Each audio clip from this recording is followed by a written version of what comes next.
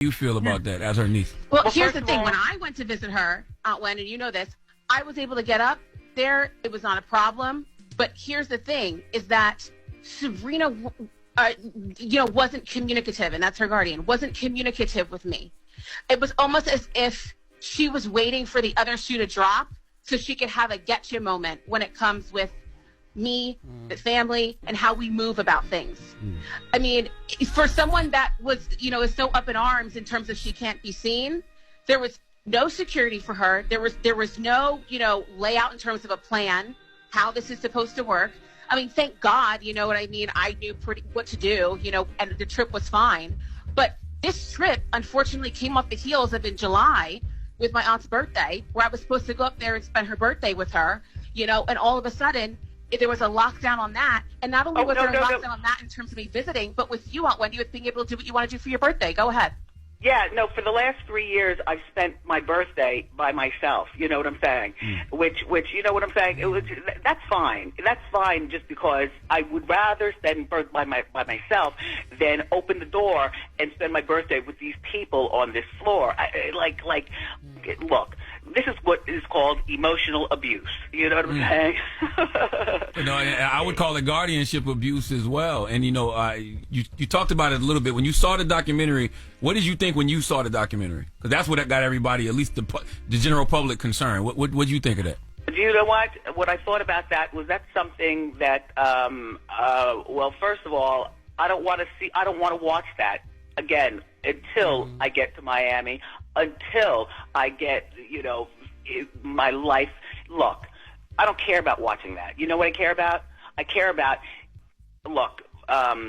I don't want to talk about that just behind the scenes. I get it. But I do want to ask Alex, you as well. So Wendy I do want to say Wendy can't say a lot legally. Yes. Correct. Yeah. So don't think that, when you hear her, don't think she's jumping around. She don't know what she's talking about. She can't say a lot legally. And I was going to ask, who's putting out the rumors? Because a couple of months ago we heard, well, Wendy's having this problem and she's incapacitated. They said she's cognitively impaired because of alcohol. She's incapacitated. She's suffering from dementia. Obviously, it's not true. So do we know who's sending out those rumors to the press and to the blogs and all that? Do we know? Do we have any ideas?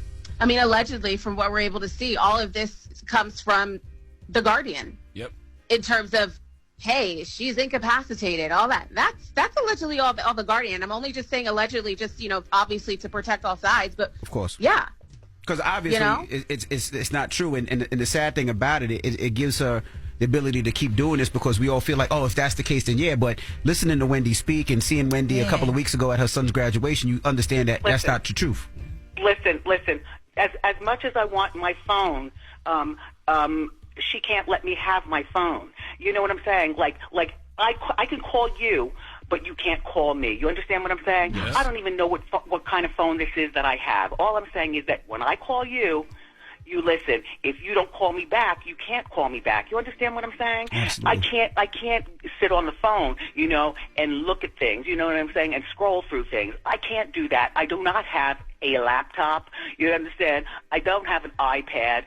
My life is my goddamn life. You understand? Yes. How does this happen though, Wendy? How does this happen, Alex? How does she end up in a guardianship where these people have so much control of her life? Because it's not like she does not have family. She has you, Alex. Mm-hmm. She has her son, Kevin Hunter Jr. Like she has family. So how does this happen? Go ahead, Aunt Wendy. No, I was going to say, you know what? My life, and Charlemagne, you know about my life, you know what I'm saying? Mm-hmm. To get divorced was, as far as I'm concerned, was a 100% fabulous thing. You know what I'm saying? When I got divorced, look, I had this lawyer. I don't even want to say her beautiful name because it was so great. I've gotten a divorce like nobody else has gotten a divorce, and I don't want to talk about it, but Alex, you know about that.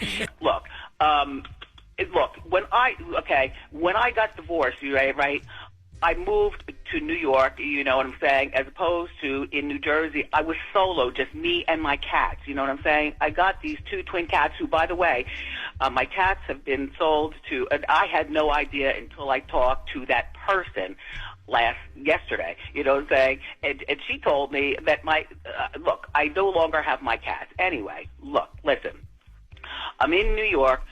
I'm solo. I'm still doing my show on TV, right?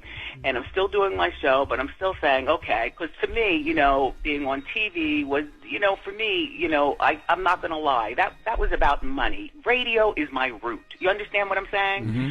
To be on radio to me is like God sent to me. And I was doing such great stuff back in the day. You know what I mean? Duh, that's an understatement. What are you talking about? We literally here. Me and Jess sitting here right now. Jess Hilarious is here. Me and Jess are sitting here right now. Wendy just like, and we're I'm trying like, to figure out how you doing, Wendy? This is Jess Hilarious. How you doing, Alex? What do you want people who are listening to do? Like, do you want us to tweet? Do you want how can we? A lot of us are here because of you. How can we help? Yeah. All right.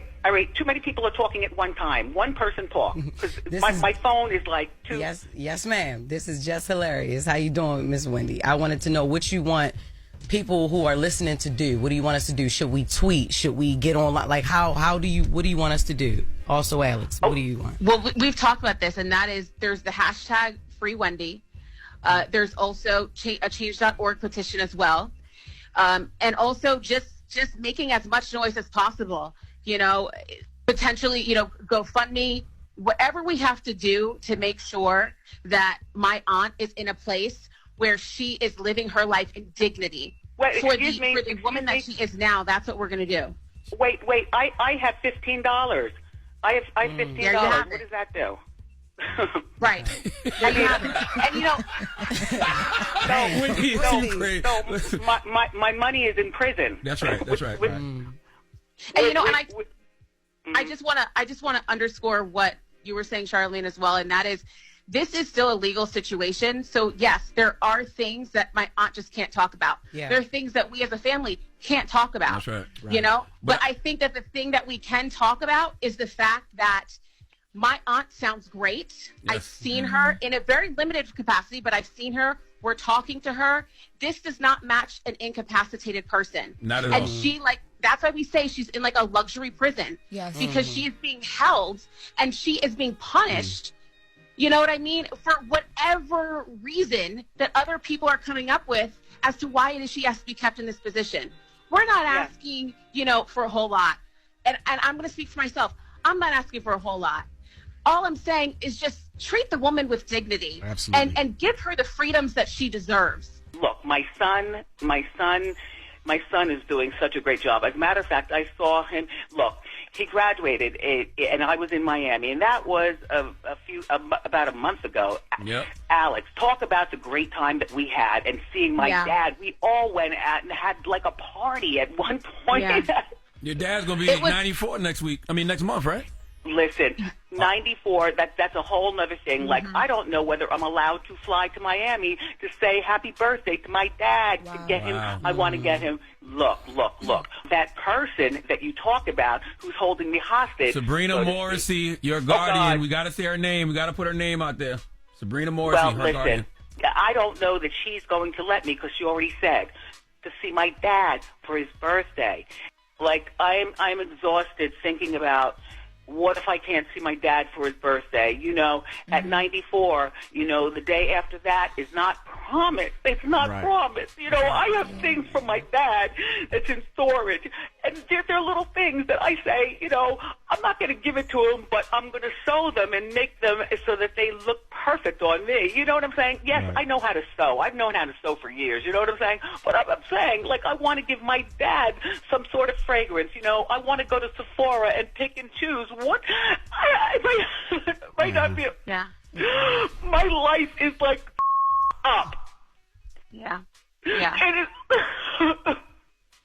Alex, do you think that there'll be some type of retaliation from the Guardian because of this call? You know, maybe this phone call, or because of wow. We've talked about that. Mm-hmm. You know, my aunt, even with her wanting to come on, we talked about all scenarios. I said, you know, do this.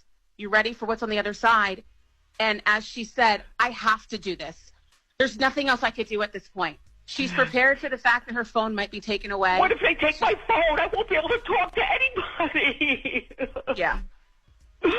And, you know, you all, what you're hearing now, this is a few-minute clip of what we've been dealing with for the last several months and the last 2-3 years. Wow. Like, what the hell? Like, she can get moved, and we may not even know where she is. Wow. That was the reality of where she was during the documentary.